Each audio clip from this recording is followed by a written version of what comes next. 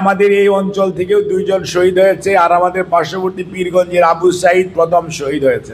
আজকে এমন একটি দিন, পয়লা জুলাই 2024 যে জুলাই আন্দোলন শুরু হয়েছিল সেটার মাস হলো কেবল শুরু হয়েছে, যেখানে আমাদের এই অঞ্চল থেকেও দুইজন শহীদ হয়েছে, আর আমাদের পার্শ্ববর্তী পীরগঞ্জের আবু সাইদ প্রথম শহীদ হয়েছে, তাই না? আমরা তাদের আত্মার মাগফিরাত কামনা করি, তাদের জন্য আল্লাহ রাব্বুল আলামিনের কাছে দোয়া করি, আল্লাহ যেন তাদেরকে বেহেশত নসিব করে। অনেক মানুষ পঙ্গুত্ব বরণ করেছে, তারা যাতে ভালো থাকে, তাদের সুস্থতার জন্য আমরা আল্লাহর সাহায্য চাই এবং আপনারা সবাই তাদের জন্য দোয়া করবেন। এছাড়াও বিগত 17 বছর গণতন্ত্র পুনরুদ্ধারের আন্দোলনে আমাদের অনেক ভাইয়েরা গুম হয়েছে, অনেক শহীদ হয়েছে, অনেক মানুষ মামলা মোকদ্দমা জেল জরিমানা এরকম বিভিন্নভাবে আমরা ক্ষতিগ্রস্ত হয়েছে।